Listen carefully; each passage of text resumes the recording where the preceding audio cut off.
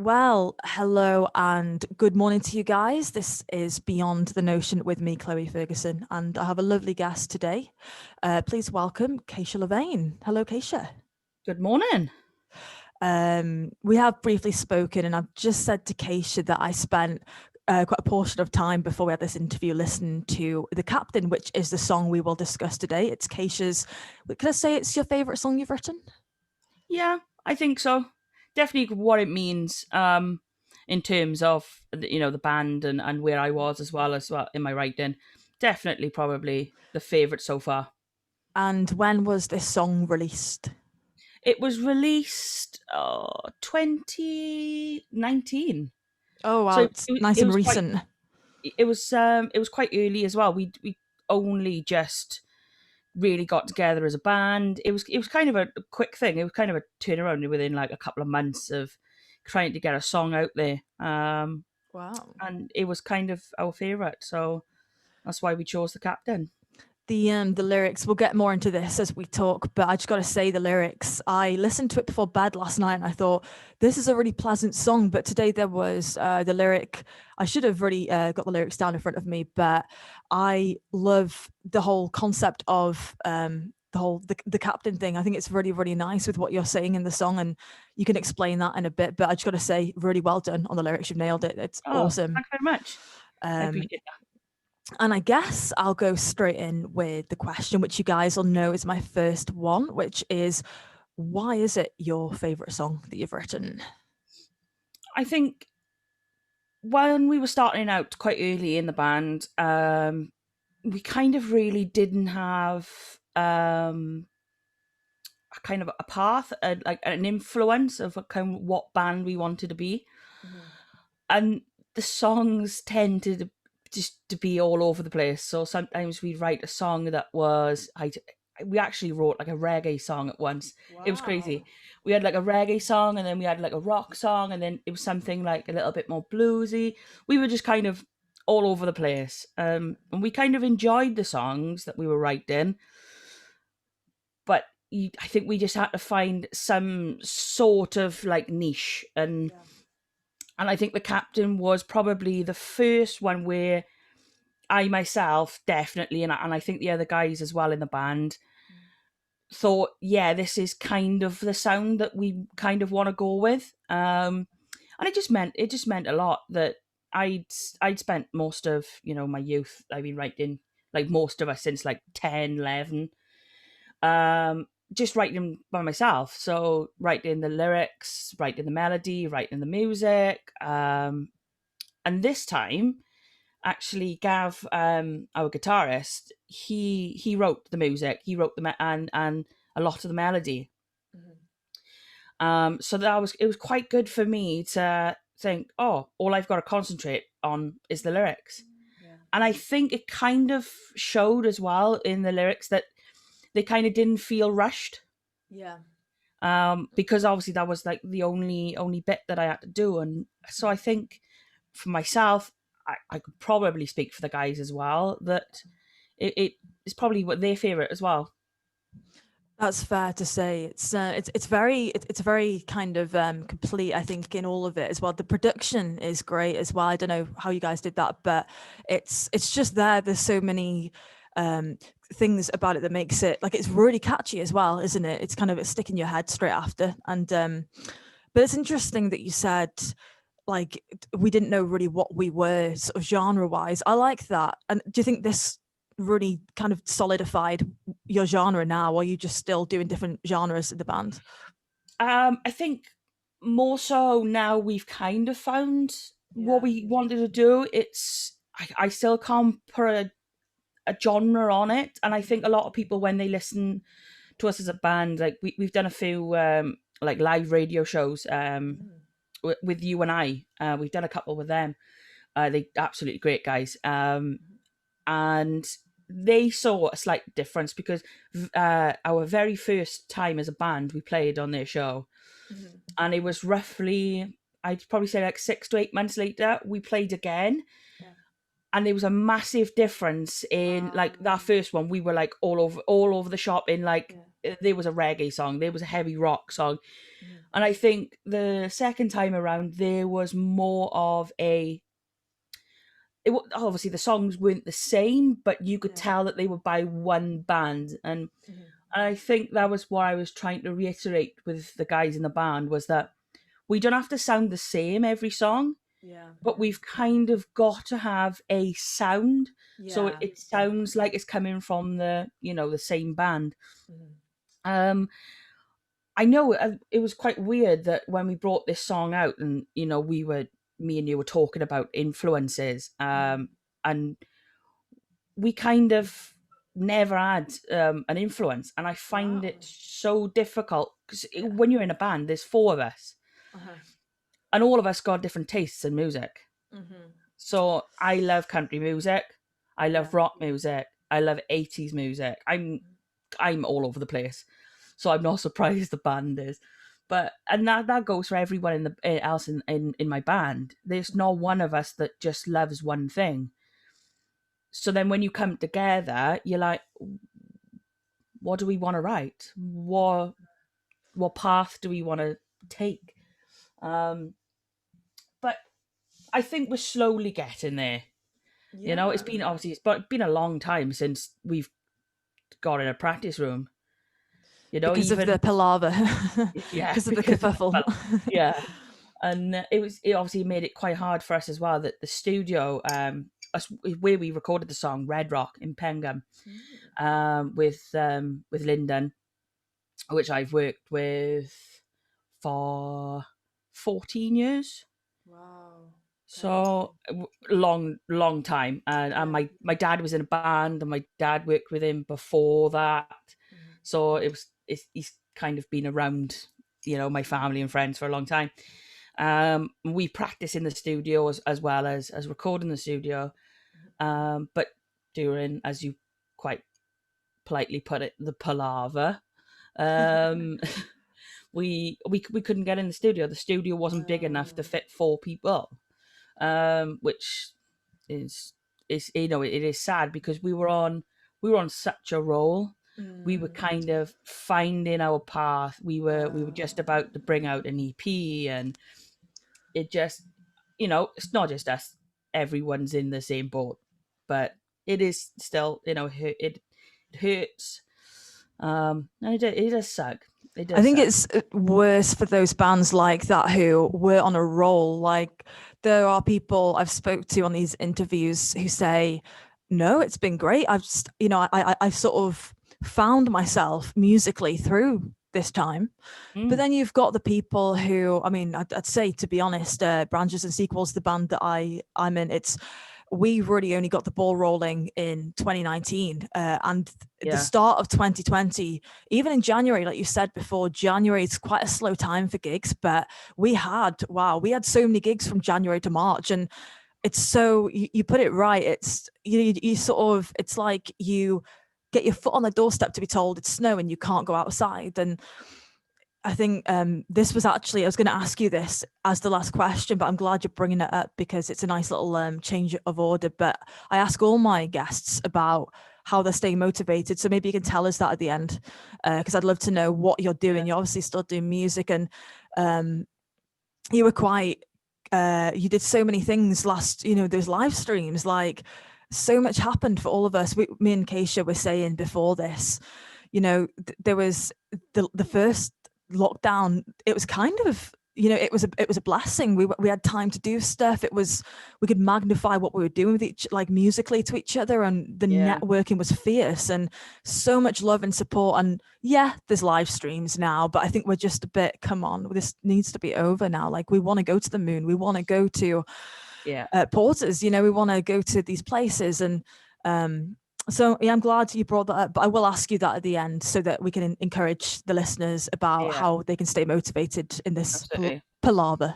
Yeah, But I've got to ask, I'm going to go back to the captain because I just love the lyrics, and I have to ask, are you okay with talking about the narrative of the yeah. No captain? problem. So go Yeah, for it, tell us everything. I think like you said, Gav wrote the melody and everything, and I was so we recorded it on our phones while we were in the practice studio, and I took it home and I just listened to it constantly, and I was like, what feeling do I get here? And there's the lyrics, the to do with the captain and the vessels. I heard it on a song years ago, and I Mm. remember it just like stuck in my head, and I was like, I've got to incorporate that into a song at some point. Wow. And I think that's kind of what we all do with some of our Yeah. songs. We Mhm. kind of hear something and go, I really like that, and you kind of pinch it and Mm. you put it in a different way and stuff. Yeah. And I just really loved. It was just so beautiful. Obviously, with the captain, the ship, the vessels in the heart, and Yeah. I just thought, oh, that's really beautiful. And when I heard the chorus, and I thought, oh, that's. I think those lyrics will work with the chorus that we were doing. Mhm. And then obviously when I was thinking, about the song, I wanted it to be a kind of a love song, Mhm. but I didn't want it to be a typical love song. Yeah. I think when you listen to the lyrics, and even if you just read them, Mhm. it's kind of, we're all human, we make mistakes, and I Yeah. think just because you hurt someone doesn't mean you don't love them. And I Yeah. think too many times we go, this person, yes, she did that, you know that's it, well, we're not together anymore, or something like that. And I just felt that it needed to be said a little bit more, because I think it's always kind of, you got that song where, I just music these days where it's just kind of all about either like sex or hate, Mhm. or then you've got your really like old fashioned love songs. Yeah. And I think because of my influence in country music Mhm. and what I listen to that probably more than anything, is Mhm. that the songs are real. I Yeah. feel that they're real stories. And I Mhm. think sometimes in pop music, how much, I'm not a great lover of modern pop music, but I still listen to it and I love some, I Yeah. the likes of like Little Mix. I Yeah. love them. The harmonies are great. The shows are great. Yeah. Um, but I just feel sometimes in the songwriting side of pop music these days is that it doesn't feel real sometimes, and I think that's why That's interesting. that's why I fell in love with country music. I think especially at an early age, I grew up listening to the likes of Leanne Rhymes, Shania Twain, and then obviously when I Yes. got a little bit older, and you look into different artists, and I started loving the likes of Miranda Lambert and Brothers Osborne, and bands and singers and stuff like that wrote real stories. Mhm. And I kind of wanted to incorporate that into the lyrics. And I think obviously with me growing up, I always wrote the music and the melody and the lyrics, and sometimes it just gets a little bit too much. You don't focus on so much. You kind of think, right, that's good enough. Mhm. Just go on to this next part. Oh, that's good enough. And I think with Gav being able to take over in that side and just let me focus on the lyrics, Yeah. it You really it focused really on it, helped. like, yeah. Yeah, you know. Wow. And it was this story. I so love that thing you said at the start about we do. It's such an honest thing to admit that we sometimes do come across maybe slogans or even scripts or things in the paper and think, oh my goodness, it's so not plagiarism, but I'm going to take that and I'm going to use it Mm. because that's the thing that stood out to me for with your song. I tell me the recurring lyric in the chorus again. I just can't remember Oh, what it was. can I be the captain That's of the the one. vessels in your heart? Oh my goodness, it's such a strong. To me, that's very very strong. I absolutely love that. Sure, it's it's I should have better terminology, but that metaphor and in such a strong way that you put it. It's really really nice, and I think. Do you remember where you heard the little captain analogy? Do you remember where you heard it? Was it like something on TV or? It was. I think I was just looking for songs on like probably YouTube and stuff like that. And I just, for the life of me, I can't remember the band. Yeah. Something like Echo Tape or something. Yes, Echo Tape. Echo Tape. I think See You Soon or something it's called.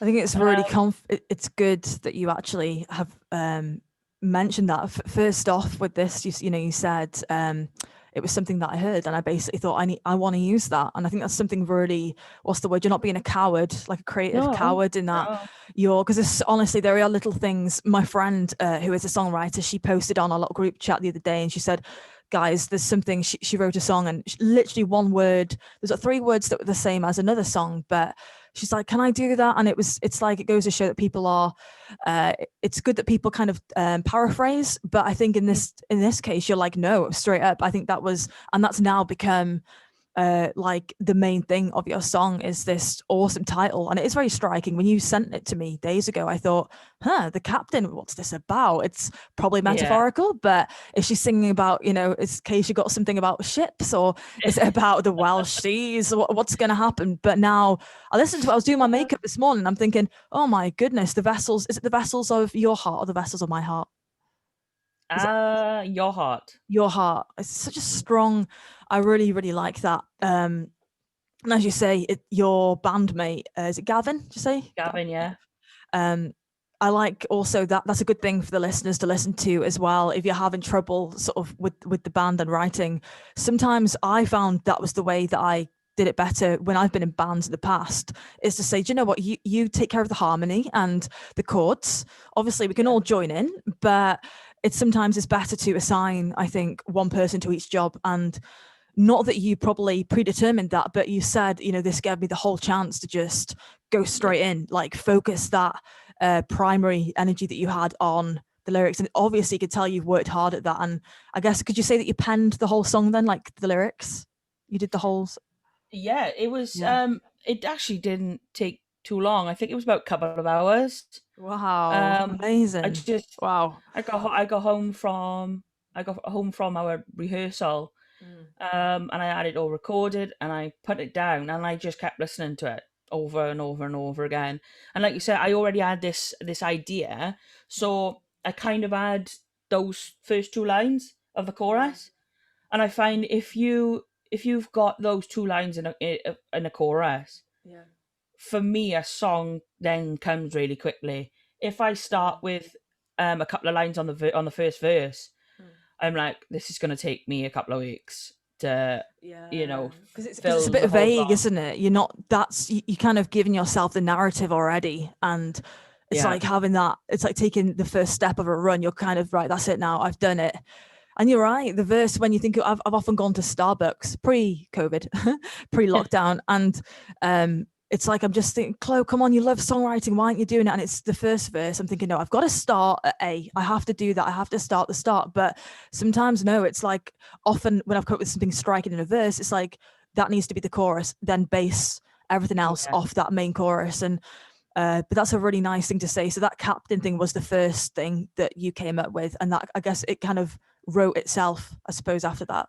absolutely. I think as soon as you've got the hook, Mm. and that was the hook, without that sounds a bit, bit weird, bit of a pun like Captain Hook, Oh but yeah, but nice. yeah, uh, but yeah, as soon as I got that, I was like, right, yes, I kind of know what I want to write about. I always love writing the kind of I love you, but I've made a mistake.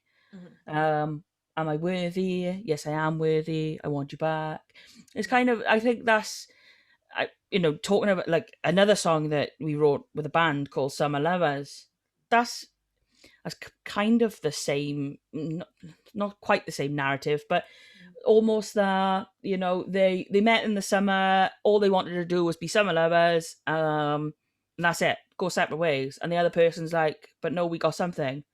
Yeah. And someone else is like, yeah, but this is too much. And I think Wow. I'm always that kind of person, rather than, we met each other, we fell in love, we lived happily ever after. Uh, That's it's like the things that, very rare. yeah, and there's so many things that revolve. This is so deep what we're talking about, but in my opinion, there isn't one. When people say, "What do you think is love?" When I've asked that to people when I was actually doing a songwriting course back at Uni of South Wales, we just had this conversation. That's the kind of conversations you have, I think, as songwriters. I think just one day I said to some people who I know, I said, what would you define, like, what do you define love as? And every single person said something else. And it's like you said, it's not always going to be like that. We always, I think we're programmed to think that as humans, like you meet someone and you fall in love, you get married. But oh my goodness, imagine how many songs there wouldn't be if it was like that. And you've got to talk about, I think there's so much, I love it sounds crazy, but I kind of love the chaos of what people go through, because it's not straightforward when it comes to love and relationship, friendships. It's not. And what's lovely is you've written about something which a lot of people, I love songs which mention stuff that people go through, but there's not many songs about it. And because people do want to sing, like you said, I never thought about it like that. But these pop singers now, it's great. I love listening to Katy Perry. Just when I'm in a good mood and I'm walking down the street, and it's like, yeah, the production's mint, but you're right, it's not raw. And those country songs, you're into country. I didn't know that, actually. That's interesting. But massive. they are more real, and that's, I think, at the end of the day, that's what, in such a corrupt time as well, all we want is to be real, isn't it? And it's a good point, that sort of talking about everything but the way it's meant to be. And just getting caught up in the creative chaos of, I think as well, when you're a songwriter, obviously, and you're an artist, at the end of the day, you are writing a song for other people to listen to, not for yourself to listen to. True. Like, I've probably listened to Captain probably about 10 times since we've released it. And I've listened to it twice now when you asked me for the lyrics. And I was like, are the lyrics, I've got the actual ones I recorded. True, so that's why I had to listen to it a couple of times. But at the end of the day, you are writing a song for other people to listen to. So those people, the audience then, and your fans and whatever, they've got to be able to relate to a song. Absolutely. So if you were just writing songs like, I fell in love, I lived happy ever after, then most of your viewers, I would probably go as far as saying 99% of your your viewers and your listeners are going to go, it's like, shut off. Just no connection. Go, that's not real. That doesn't happen. And it also kind of goes, oh, well, they fell in love and I didn't. And you, even though you're writing a deep song, you still, you don't want to make your listeners sad. You kind of gotta get that balance between writing an honest story, because I think a lot of my songwriting, I always think of them as stories. So that's brilliant. Just full on narrative. That's brilliant, though, because I suppose in one respect you've got the listener's attention, because it's like, oh, this has happened, and then there's maybe like an event, and then this is how we wrap it up. And I really like that, how you write. Do you think that's coming from the country influence? Absolutely. I think that obviously that's one thing I love when I listen to country music. Not only the production, because the productions of country music is, for me, is awesome, but also the stories. You start at the beginning, and and they go through a lot of things, and they tell you could, in a country music, in a 3-minute country music song, you've got a full story. And you're able to, if someone says, what's that song about, you could reel it off. And that's like, it's not only the songs I like to listen to. Like everyone, we've all got our different tastes, and sometimes when you're in a different mood, sometimes you just want to shut off and you don't want to delve into a story. You kind of just want to listen to the production or get motivated. Absolutely. But 9 times out of 10, I do like have a good old listen to a story. And that's what I try to write in my story. Sometimes I can get too deep, and I'm like, just reel it back a little bit. But yeah, that's how I like to write. Everyone's different, but I think that's mainly me. There's a lot of like amazing content in that. That's the reason why I've done these podcasts, is because I'm terribly, can't really say curious. I'm very what's the word? I want to know what's going on, especially when somebody sends me a song. Like, as soon as you sent me that, I listened to it last night and I was like, this is definitely some sort of a, not heartbreak, but this is definitely, oh, like I want to know what's going on here, you know? And yeah, it's great. You've sort of given us a lot of tips, I think. And I'll ask you now, actually, just while, because we were talking about the whole Corona thing, and I'm sorry to hear that you guys were really sort of going on a roll. I know we've Yeah. already spoke about that, but it does suck. It's just horrible to hear that. Oh, yeah, you know. But I was going to ask, what are you doing at the moment to keep yourself sort of, if you are motivated? Are you Yeah. motivated at the moment? I think I am now. For about 2 months, 3 months before Christmas. Yeah. It kind of coincided when I stopped doing the live in lockdowns, and I thought, because we were kind of coming out of the lockdown, and we kind of saw the light at the end of the tunnel. And I thought, yes, great, and we had some sort of normality back. And I think soon as then it was kind of, no, actually we're going back into another lockdown.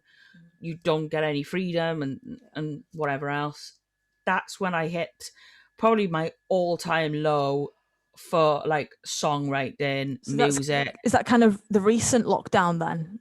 Yeah, it's just the The one one that just before, happened, yeah, the just before announcement. Christmas, kind of Oh gosh, the kind of the one where, the Christmas isn't coming one. yeah, Christmas the isn't just before happening. Yeah. the and obviously, because we were in, obviously everyone was in different lockdowns. Like here True. in, Yeah. obviously, because obviously I'm in Philly Borough, Yeah.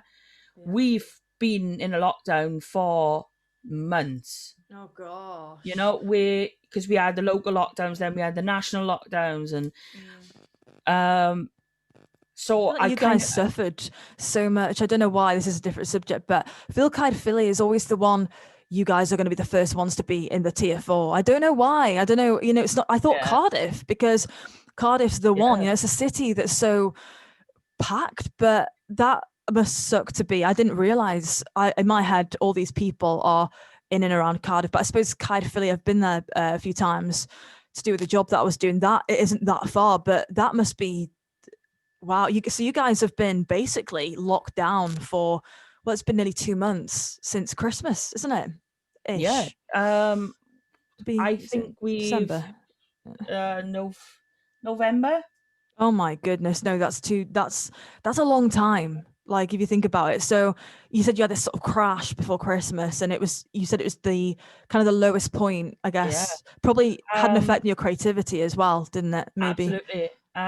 I didn't sing. I didn't pick up a guitar. I didn't play any piano. Sad. I didn't record any demos. I just literally went Like a straight different away from it. person. Yeah, like I went, the COVID. This is what I said to my friend. I think I posted it somewhere. It's like COVID takes lives, but if it doesn't take lives, what it does, it takes the zeal and just that zest that the creatives, so many people, actually every industry are suffering. You know, come on, bar owners, absolutely. everyone, wildlife people, there's centers, there's everything. But for us guys, we literally have had to turn, and they say, oh, just make good things out of it. But if you thrive off that stuff, like you've done so many live things, remember last year, and Yeah. probably the year before as well, you've done so many things, and I just feel really bad. Yeah, I didn't realize you were in such a Yeah. restricted area. Actually, I know we all are at the moment, but Yeah. that's And really I horrible.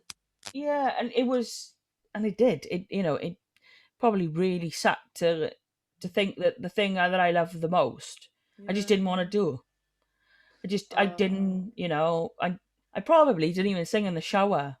Oh my god, that's when you Yeah, know it's extreme, I think. that's extreme. Yeah, I did not sing in the shower, and I just, I probably had a little sing in the car, maybe, but I just really lost the motivation, I think. It's like a hunger, I think, that we had for so long. Even when we, Mm, as lot were doing those streams, you have this hunger of, who wants to come in tonight and listen to some music, and who can I listen to today? Who's gonna, get me, in the sun with your iced tea? But it sounds so bad to say this in the midst of, what's been a bit of a creative misery for you, but I'm glad that you're saying this, because so many of my guests have really, what's the word? They've kind of fed off having the time to do things and not to gig. And that's not me being disrespectful, but to me, I can relate. Just you're the first person out of maybe 7 or 8 where I can actually think, oh my goodness, like we're the same. That's Yeah. exactly. I don't think even I was singing in the shower, and I thought, Yeah. oh my goodness, I'm making my coffee, and I'm. Do you know what I did? I think I went on. I think I was like, I'm gonna read some articles on the news, and I'm gonna watch some Netflix, and then I. So where are you now? Then are you are you still in that loop or? Oh no, I think after Christmas, I got some new gear, I got some new studio stuff. Bought myself some new stuff just to cheer Nice. myself up, Oh, as you yeah. do. I bought myself a new guitar. Oh, Just lovely. just things to think. Yes, I've got a new, I got a new guitar coming, so I'm like, yes, I can't wait to play it. I can't wait to write songs. What's my first song going to be on this new guitar? Mm. Um, and obviously when I got some new studio stuff, so I was like, right, yeah, it's cool. Let's write some songs. So it was kind of it was the kick. It was the kick that I needed Mm. to start. And I don't, to be honest, I don't really get off my Mac. I don't. I just spend most of my time on Logic, writing songs and That's recording. And amazing. I love that. So you kind of basically through sort of, I'm going to get a new guitar. I'm going to do a few new things. I'm going to treat myself to some new equipment and gear. I yeah, like that though. It's kind of, I suppose it's like when you've had a breakup or something, you've had like an argument with a yeah, friend. It's, I'm going to go to wherever. I'm going to H&M. That was my thing. If I had a bad day at work years ago, I'd, Chloe, have the weekend off, go to H&M, go and get a McDonald's, go and get Star. Don't know if yeah. I can advertise this, guys. Sorry, copyright. I know. But like 3 in 1, terrible. But I know. and also big up on the Logic, because that was, I was thinking today, like, what have I been doing to stay creative? And you did say Logic, didn't you? Yeah, yeah, That's, I was thinking, what do I do if I'm when I've not been doing these interviews, which have kept me really busy? But I'm the same. I have something to eat in the morning, and then I'll literally sit there, and even if it's hard to construct a song, I'll think, right, get Aiden drummer, put a drum track down, yeah, get your piano, get some vocals going. It's a nice little thing to do, and it's nice to hear that you said, I basically spend most of my time sat down, because to me that's just, you're actively creating and you're actively not forcing yourself, because to me it sounds like you're very yeah, very it's like a hobby to you. It's not just something, I do a bit of music. To you, I think this is your thing. Like, you're yeah. so your time is so consumed, and I love that. Yeah, and I think that's obviously why I created, Live in Lockdown back last year. Mm. Was that it's my, music is my life. Yeah. So if these venues start going, if people start leaving these venues and the venues start shutting down, Mm. then not just me, but thousands of people Mm. are gonna lose their jobs. So I Yeah. thought when I started Live in Lockdown, I did a lot of the COVID stuff as well with the guys over there, and that's what inspired me to Mm. set up something. We all fundraised for the NHS and stuff like that, Yeah. but there was no one fundraising for these venues. Yeah. Especially, I tried to stay as local as possible, Mm. because they would be the ones that I would be playing, my friends would be playing. Mm. So I was like, we need to do something for these venues, and it is Yeah. so sad to see that even people now are like, oh yes, we've left the venue that we run, or the venue's closing down, Mm. and it's still happening. It's still Mm. happening now, and it's just, and I have actually been thinking about it for a while now. What do I do? Would people be interested in another Live in Lockdown event? Mm. Is there something else where perhaps we don't do it as a live stream then all day, but we get people to record a live performance, and then I put them all together and put them out stuff. So I think I'm probably going to start doing that, and we'll Wow. try and find some way to either fundraise for the artists or the venue or something, because I don't, sorry to be a bit of a downer, but I don't see live music coming back this year, Wow, unfortunately. that's a very, I think, bold statement, but I think it's what we are all thinking, to be honest, Yeah, Kaysha. Like, it is. People still say to me, "Oh, come on, don't be so down. It's gonna happen in May," and I'm like, honestly, we're nearly in March, and do you see? I speak to Jackson Lucet, and he was telling me about his shiny vinyl and some of the gigs they had on his promotion page. I said, it's I saw someone who was playing at Sticky Fingers in Birmingham, and I thought March, and he was like, no, that's had to be moved, and I thought Yeah, it's just it's like a delay. It's like an effect. It's like a delay effect. It's just yeah. going on. It's and I like how you said that. That's kind of a very very like you said. It sounds a bit down, but is it not what we're all thinking? You know, I think and yeah, it's realistic as well. it is. Yeah. And I think when you be realistic, you can fill your time. If you just Yeah. think right, I'm just gonna wait until April when things are gonna open. Mm. Well, that's very unlikely. So Yeah. No. It's plan something, plan a load of live absolutely. streams, plan Yeah. something. Like I said, I'm starting back up the live streams soon. Brilliant. Yeah. Because obviously I got the new gear and that, so it sounds a little bit more professional. And I'm gonna start doing that. With a plan that if venues do open, Mm. then I can live stream from my house a gig that can go on in venues. Now, and I Wow. think that's probably something more realistic. It is, I think, because you're doing that Um, thing where you're do your future self a favor, and not just for you, but for yeah, all the musicians. Because you can say, if it weren't for the lockdown this year, this might turn into a proper thing. Like you said, you want to take this to venues when we can open up again, and in a way, you're doing yourself a favor. You're not only really getting stuff done now, because you can't, like you said, we can't just sit here and think, ah, well, we might as well wait, because I suppose yeah, it's time go. It everything's so fast, and I think I just want to say as well, this we could have done this on a separate episode, but I'll do this while we're talking. Live in lockdown, I thought that was amazing. Like, were you the main person who set that up? yeah. So Wow, obviously it's amazing. we myself I done a few stuff with COVID Yeah. um and I was part of that and I live streamed and I just decided I was like, oh, I should really get some artists together and just Mm, create a new page. yeah. So I didn't expect it to be so stressful. Yeah, I can imagine. It But it was was. stressful enough for us, but for you, I thought, to be honest, I'll be honest, I didn't even know who was behind it the first person. So this is like, wow, that Yeah. you absolutely nailed that. The response and the amount of people who are viewing those streams, and it just kept. Yeah. I just remember being out in the sun, listening to you guys, and oh, he's on today, she's on today. I'm going to watch her today, and it's.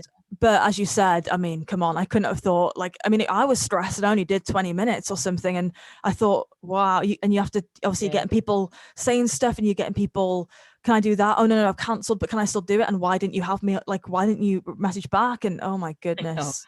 It was really stressful. Like Oh. obviously I got in touch with a load of artists and then Mm. you had some people having a go at me because I couldn't get them on the show Oh no. on the Yeah. stream. And I was like, it's fine, I'll do another one Mm. and you'll be first on there, it's fine. And it's I'm I'm one person trying to deal with probably about 40, 50 people asking to come on a show that only lasts so long. And I think that's probably why I didn't carry on, and because I wanted to, Oh. I Yeah. wanted to carry on doing more, but I just Mm. thought it just got so stressful because it's Oh. not just that one day; it's the getting all the artists, Mm. setting up all the posters, sharing. All the promotion. Yeah, there Yeah, was a lot, and you played too as well. I remember you sometimes started off, so you got that to think about. I mean, all of us. I yeah, got terribly nervous, and just so that I'm really sorry to hear that. I didn't realize. I think all of yeah, us just kind of lost the vibe for it. I think we all just got a bit. Maybe it was the stress of everything. I know there was one time I thought, oh my goodness, but I've sang that, and people have been telling me like, do play this, don't play that, and I thought for you guys who are sort of helping out, and for you who's running it, but I'm really sorry, and I hope that this next one that you do. I hope you'll have a much better reception in terms of. I know you had so much great reception, but yeah. I hope they're going to make it easier and no one's going to be just a nightmare. But I mean, come on, Yeah. you don't need that now. I think. Especially at this time. Yeah, I think that's probably why I'll probably ask some artist or whatever to Mm, record good. Yeah. a live session, and then I'll edit them all together, Yeah. and we'll post that or something because Mm, it's people obviously say, "Oh, can I go on this time? Can I go on that time?" And you try your best to get everyone sorted. Because Yeah. I remember saying, "Look, guys, I'm setting it up. I'm going to be available from the first slot then to the last slot. I watch it all day to make sure everything's running smoothly." Um, so I said I can play. So at one point I started off because that's usually quite easy because obviously I can come on, I can introduce everything, say why we're doing it, and then I'll just play a couple of songs, and then I can go away then and I can watch everyone. Um, but I remember we were about an hour in on the one, and someone said, "I'm not very well, I can't do it." And I was like, Oh. "Oh, great. Anyone swap times?" No. I was like, "Okay." And then off I went back upstairs into my room, into here, like, and I played another half hour. Oh my And I god, was like, it's like it's like winging the whole, yeah. "Yeah, Oh. I think I did.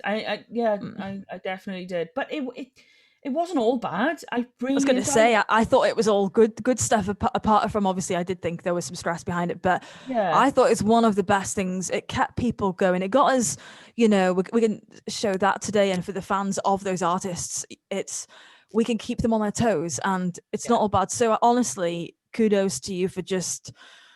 I know that so many people have told you, but I think it's nice that I can say this to you in front of all the listeners because yeah, they'll know who you are because and I think it's a good idea, by the way, that you do that. It's why I do these recorded podcasts because yeah. it's too stressful. I could do this live, and people be like, "Yeah, but it's too much pressure on you to."